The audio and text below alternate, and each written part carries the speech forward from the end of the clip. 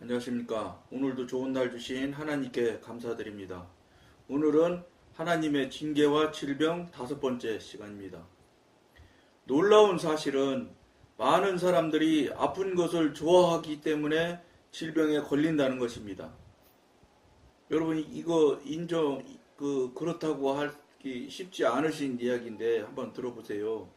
병중에 있을 때 그들은 건강할 때 가질 수 없었던 사람들의 관심과 사랑을 받게 됩니다. 이거 생각한다고 이거 실제로. 그러니까 아프길 원하는 거예요. 좋아하는 거예요. 이들은 습관적으로 사랑을 받기 위해서 질병에 걸릴 때가 많습니다. 이러한 사람들은 혹독하게 징계를 받아야 마땅합니다. 이들이 바로 이 문제에 있어서 하나님의 손길을 기꺼이 받아들이려 한다면 곧 건강을 회복할 수 있을 것입니다. 나는 언제나 다른 사람의 사랑과 친절을 기대하던 한 형제를 알고 있습니다. 사람들이 그의 안부를 물을 적마다 그는 습관적으로 자신의 육체적인 허약함에 대해 불평을 늘어놓곤 했습니다.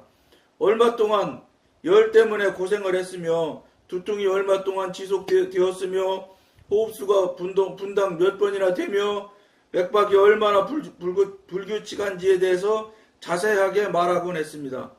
그는 늘 불편한 상태에 있는 것 같았습니다. 그는 사람들에게 자기의 고통을 이야기함으로써 동정을 받으려 했습니다. 여러분 이것이 오늘 나누는 글 중에서 우리가 같이 나누게 되었는데 실제로 이렇게 하는 분들이 여러분 없을 것 같아도 있다는 거예요. 그 다시 다른 관점에서 보면은 무슨 얘기냐면 지금 현대인들이 관심을 받고 뭐라 그럴까 자기가 그런 어떤 일의 중심에 있고 싶고 이렇게 하는 것을 은연중에 좋아하기 때문에 이런 짓을 아무렇지도 않게 하는 사람이 진짜 있다고요. 많지는 않지만. 그러니 이게 뭐냐면 그렇게 하는 그 마음이나 이 심리 상태가 뭘 얘기하느냐면 외롭고 한마디로 말해서 무엇인지 모르지만 본질적인 근거에 본질적인 관계의 부분이 닫혀 있고 막혀 있어서 그러니까 그런 결과가 그런 이상한 방향으로 모양이 나타나는 거예요. 이게 현실이잖아요. 그러니까 지금 앞에 방송에서도 여러분한테도 말씀드렸지만 영국에는 작년 하반기에 저도 잘 모르지요. 명견만리라는 그 KBS 프로를 봤는데 거기서 이제 그 강사분이 말씀하시는 걸 들은 거예요. 그러니까 작년에 몇 월 달인지 날짜는 잘 모르겠어요. 그 영국의 외로운 장관이라는 그 부서가 생겼대요. 장관이 주도하는. 그러니까 그 얘기를 무엇을 얘기하고 있느냐? 이제 명견만리에서 이야기하시는 분 말씀이 현대인들이 그렇게 외로움에 많이 빠져 있다는 거예요.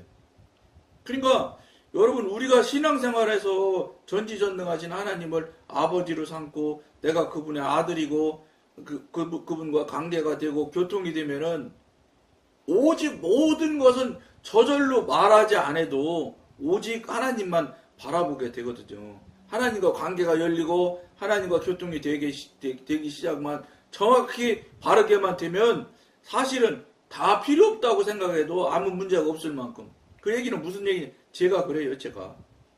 여러분, 아들, 딸, 자녀 내려놓는 거 쉬울 것 같습니까? 자기 아내 내려놓는 게 쉬울 것 같습니까? 안 돼, 이거. 근데 사실은 영성훈련을 하면은 자녀도 아내도 다 내려놓으라고 가르쳐요. 왜냐? 성령님과 교통하고 관계하는 일들에 그런 부분마저도 자아의 찌끄러기가 있기 때문에 그런 부분 때문에 자꾸 성령님과 교통하고 관계하는데 그 걸림돌이 되는 경우가 많습니다. 일단 하나님 앞에 그걸 내려놓으면은 그것을 완전히 하나님이 다 걷어가가지고 다시는 안 돌려주느냐? 걷어간 다음에 다시 돌려줘요. 그래서 아들, 자녀 사랑하는 마음도 다시 내려놨다 손쳐도 받아서 다시 하나님이 주시기 때문에 내려놓는다고 말은 하지만 사실은 하나님의 통제, 하나님의 섭리 안에서, 통제 안에서 다시 우리들한테 주신다고요. 우리가 가지고 있는 속성, 경험, 이런 것들이요, 다 완전히 자기 부인에 의해서 내려놓고 없어지는 것처럼 여러분들이 생각할 수 있는데, 그렇지 않아요. 하나님과 그 교통하고 관계하는 과정에 깊이 들어가면 내려놓아야 될 단계 때 내려놓으면 놓으셔도 돼. 여러분 그거 없어지지 않아요. 그러면 하나님께서 받으셔가지고 그거 다시 해서 하나님 섭리 안에서 하나님 뜻 안에서 우리한테 돌려주셔서 우리 성향이 그대로 전에 살던 것처럼 살아요. 단지 전에 사는 방법은 어떻게 살았냐?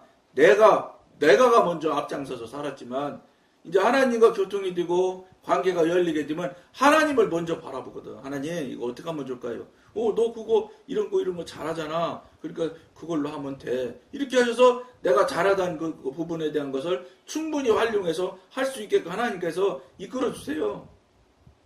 여러분 우리가 지금까지 갖고 있었던 이 지식 이런 것도 다 없어지는 것 같지만 그렇지 않습니다. 자기 부인하면 다 내려놔서 완전히 뭐라고 그럴까 기형적에서 다 날려가는 것처럼 생각하실려는지 모르는데 그렇지가 않아요. 그러니까 이 예가 여러분한테 꼭 맞는지 틀리는지는 여러분들마다 생각이 다를 수 있겠지만 결혼식이라는 것을 길게 하면 1시간이고 짧게 하면 30분이면 끝나잖아요. 결혼식. 근데 결혼식 하고 나서 임신을 한 아이하고 결혼식이라는 그 간단한 절차지만 그 절차를 밟지 않고 임신을 한 경우하고 여러분 생각을 해보세요. 결혼하고 나서 임신한 경우는 모든 사람들이 다 축복하고 잘했다고 하고 축하해 주잖아요. 그런데 결혼식이라는 그 간단한 절차지만 그 절차를 밟지 않고 만약에 임신한 사실을 알게 되면 그걸 보고 세상 사람들은 속도 위반 이래가면서 얘기하잖아요. 그런데 그런 경우가 발생하는 경우라면 그 양같이 부모들은 마음이 조마조마하는 거예요. 무슨 소리인지 아세요? 절차를 밟은 결과와 밟지 않은 결과는 엄청난 차이가 나요. 똑같아요. 하나님과 여러분께서 하나님 앞에 자기 부인에 의해서 자기가 완전히 부정하고 부인하기 위해서 다 내려놓고 내놓은 것에 대해서는 절차를 밟은 거예요. 그러면 절차를 밟은 것에 합당한 대로 하나님께서 돌려주셔서 그대로 그 성향대로 그대로 살아갑니다. 그러니까 내려놓고 모든 것 다 하나님 앞에 내놓으라고 그러면 그게 안 되죠. 될 수가 있나요, 그게? 여러분, 우리가 무엇을 해서 내려놓고 우리가 뭐를 생각을 하고 결심을 해서 무엇을 할 것 같은 생각을 가지고 있겠지만 이것도 아직도 하나님을 정확히 잘 모르시기 때문에 그런 거예요. 여러분, 우리가 할 수 있는 건 하나도 없어요. 저도 처음에는 내가 무엇인가, 내 의지를 들여서 내가 무엇인가, 마음의 결심을 가지고 하고 이렇게 한다는 생각도 했었지만, 나중에 지나가서 이렇게 해서 쭉 지금에 와서 이제 거의 한 18년, 19년 차 이렇게 살다 보니까, 이게 내가 하는 것 같지만 그게 아니구나 하는 걸, 여러분, 나도 모르게 아주 내 마음속에 내 이 영 안에 뼈저리게 인정해드리는 그 시기가 와요. 진짜 자기 부인이 되는 거지요. 정말로 하나님이 보실 때도 정말로 자기 부인이 온전히 되는 시기 때 가면 이게 내가 아무것도 아니라는 존재라는 것을 알게 되게 돼요. 그러니까 그러기 때문에 여러분 사도 바울이 우리 여러분들 지금 오매불망 바라고 원하는 게 사도 바울이 다 쓰레기고 배설물이고 다 그런 거 배설물이고 쓰레기고 필요 없다 구하지 말라는 것들만 지금 현대 교인들은 지금 바라고 구하잖아요. 돈 명예 교회에서 더 교직 높아지고 싶어하는 것 교회 더 커지고 싶어하는 것 이런 것들 다 이게 사도 바울의 말에 의하면 다 쓰레기고 배설물이잖아요. 근데 지금 현대 교인들은 뭐예요? 그걸 목표로 살아가고 있는 게 현실이란 말이에요. 이러다 보니까 교회 밖에 있는 믿지 않는 분들한테 보일 때 얼마나 참 비참하게 보이는 거예요. 저 사람들 하나님 믿는다는 사람들이 오히려 하나님 안 믿는 사람보다 욕심이 더 많은데 뭐. 그러니까 월급도 더 안 주려고 그래. 장로님이 회장이며 사장인 회사에서 일반 회사보다 월급 더 줄 것 같지? 천만의 말씀이. 어떻게 하면 월급 덜 주려고 그러고, 어떻게 하면 더 상여금 덜 주려고 하는 경우가 허다해요.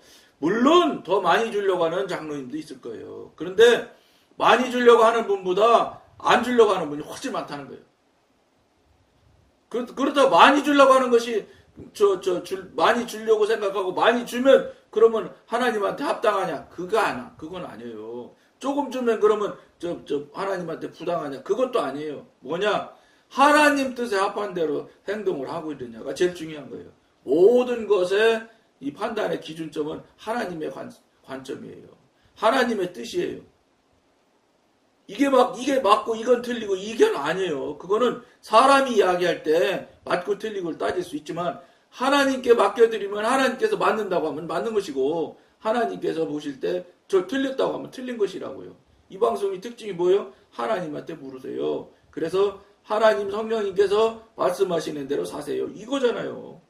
그러니까 과부 한 랩돈이라는 돈을 두 랩돈인가를 헌금하는 것을 하나님께서 예수님께서는 헌금을 아주 많이 한 사람으로 말씀하잖아요. 여러분 세상 상식으로 봐서 그게 말이 됩니까? 가장 작은 돈의 단위가 랩돈이라는 단위라고 내가 들었던 것 같은데 두 랩돈이면은 그 아주 적은 돈에 두 랩돈을 낸 거잖아요. 그럼에도 불구하고 하나님이 보실 때 하나님의 관점에서 볼 때는 아주 많이 낸 걸로 말씀을 하시는 거예요. 그런데 우리가 성경을 많이 자주 읽고 접하다 보고 하나님 성령님과 교통하고 관계하면 어떤 것들을 분별이 될 수 있느냐면 하나님은 액수를 가지고 따지는 분이 아니구나. 그러니까 하나님은 액수보다는 어떤 걸 따지는 것 같으냐면은 이건 이제 뭐 살아가면서 경험하면서 하나님과 동행하면서 깨달아지는 거예요. 뭐냐? 퍼센트를 중시하는 것 같아요. 100원 가진 사람이 10원 내면 10%예요. 그러니까 10%를 낸 거예요, 그 사람은. 그러니까 과부가 두 랩돈 낸 것은 전부 냈을 겁니다, 그분은. 그러니까 퍼센트를 중시하는, 굳이 말한다면 퍼센트를 따지지 않겠는가. 그러니까 100억 가진 사람은 1억 내기 어렵거든요. 10억은 더군다나 불가능하지요. 어려운 일이죠. 그런데 그걸 내지 마라, 내라 문제가 아니에요.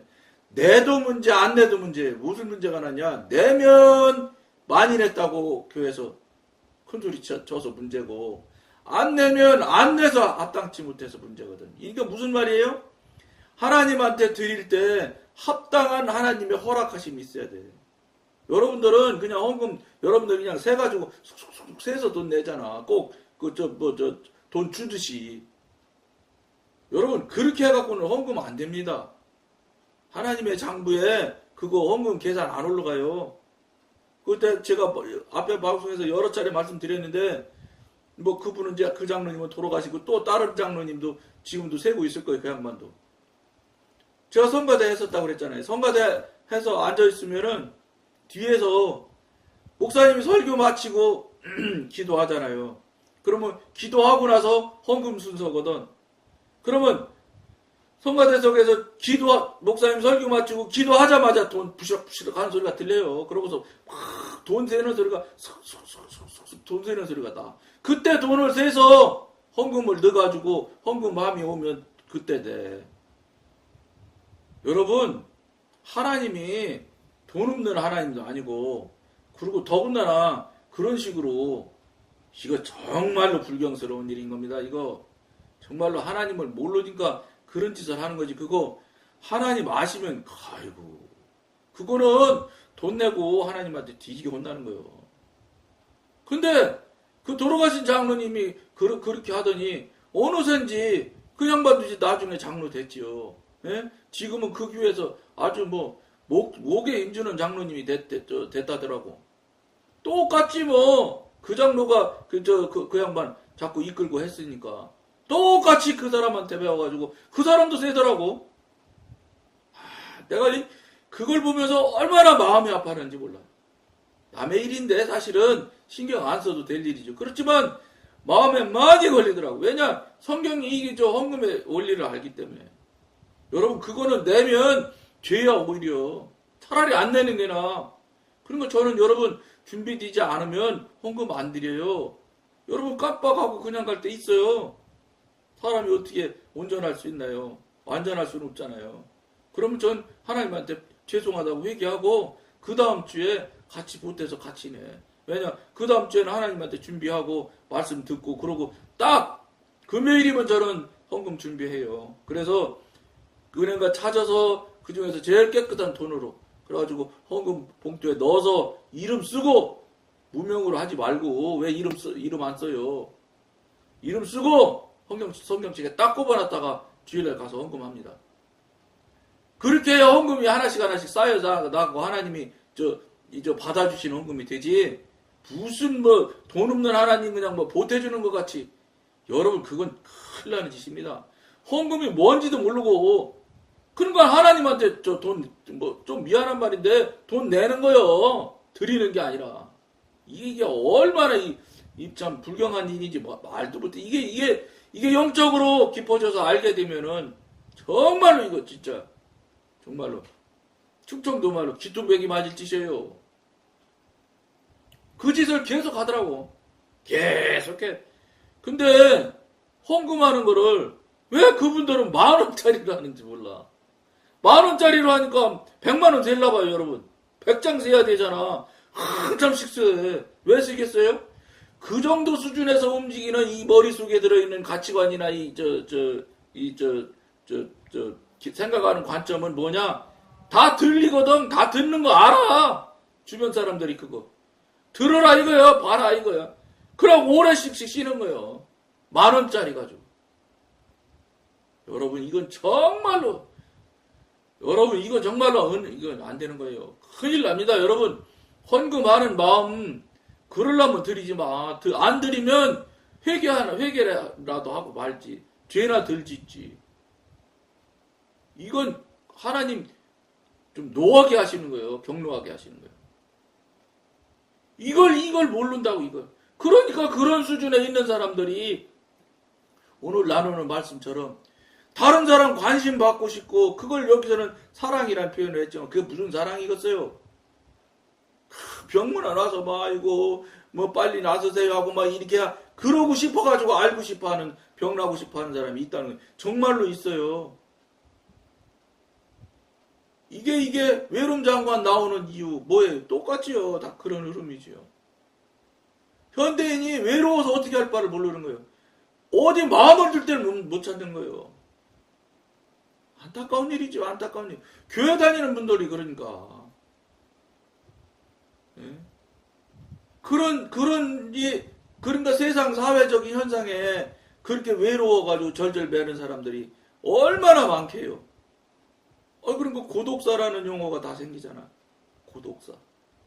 그러니까 무엇인가 어떻게 하여야지만 자기 마음에 안정감을 갖고 자기 마음에 평안함을 얻는다고 생각을 하기 때문에 그런 행위들을 하다 보니까 외로움이 생겨나는 거예요. 근데 저 앞에 방송에도 여러분들과 이야기했지만 여러분 하나님 한 분이면 끝이에요. 그분이 정말로 하나님과 온전한 관계고 온전한 교제가 되고 같이 동행하는 삶을 살기만 한다면 하나님 한 분이 외로울 게 하나도 없어. 뭘 외로워? 아이고 빨리 그분 만나면 더 좋지. 여기 산다는 게 전부 고난이고 고통이잖아요. 물론 하나님 뜻과 계획이 계셔서 안 들어가시니까 할 수는 없지만 여러분 우리 삶을 살아가는 관점과 가치관을 바꾸셔야 돼요. 정말 하나님한테 맡겨보세요.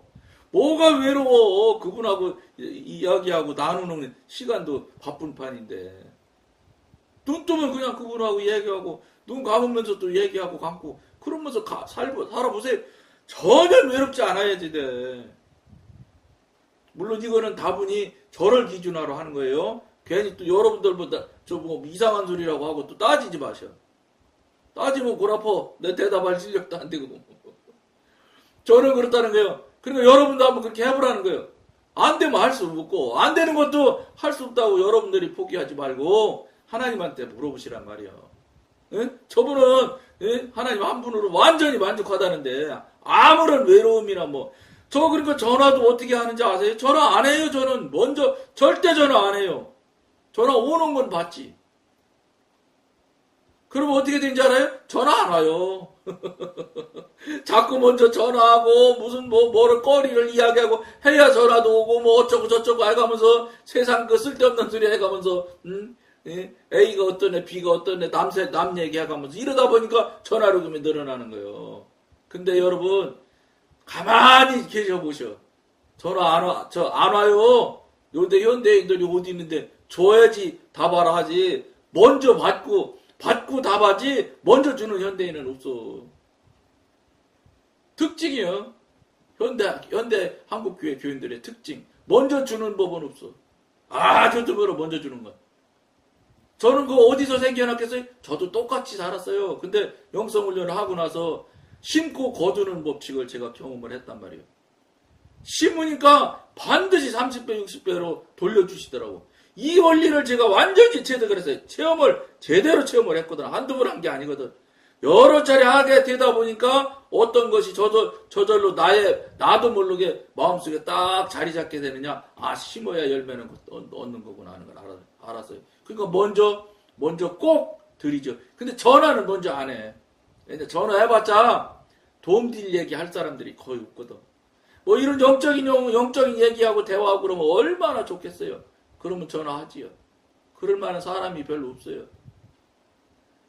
조금은 처음에는 영적인 얘기도 하고 어쩌고 하지만 1분, 2분만 지나가면 벌써 남의 얘기로 들어가는데 교회 얘기하게 되고, 어떤 사람 잘하네 못하네 하게 되고, 이렇게 된다. 그러다 보니까 자연스럽게 그런 것에 뭐라고 그럴까, 끌림이 없어. 맛이 없어. 통화하는 재미가 없어. 안 하지. 그러니까 자연히 안 하지. 그러니까 전화가 내가 안 하니까 어떻게 돼? 딱 정리돼요. 그때 이제 한순간 외로움을 느낄 수도 있어요, 여러분. 근데 이게 이렇게 즐겁고 좋은 일이구나 하는 거를 침묵하고 묵상하는 것이 얼마나 중요하고 재밌고 정말 기품이 있는 것인지를 여러분들이 깨닫고 온전히 깨닫게 되면 이게 칼 루소인가 그 사람 누가 그랬나 루소가 그랬다나 인간은 사회적인 동물이 있다 그러면 사람과 같이 어울려 살아야 된다. 맞는 말이에요. 육신으로 살 때는.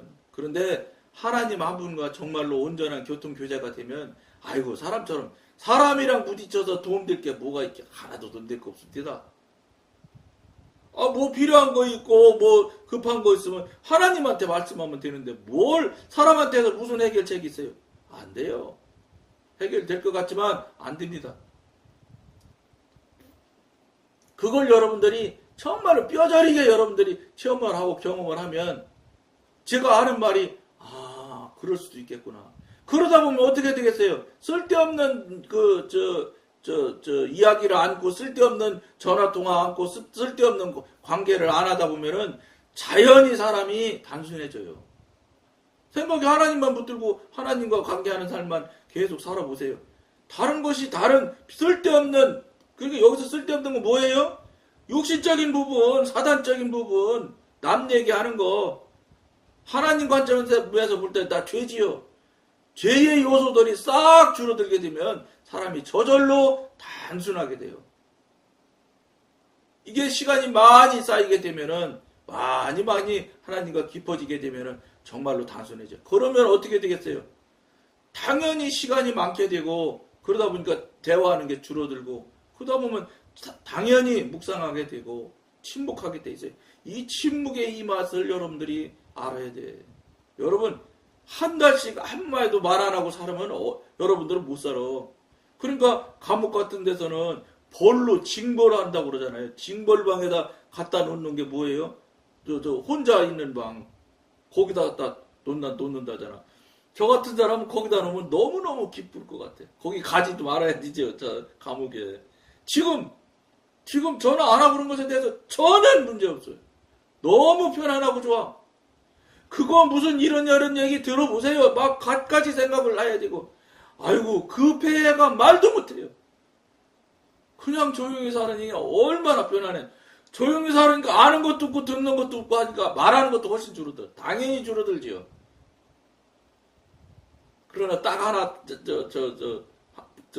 문제가 있어. 뭐냐?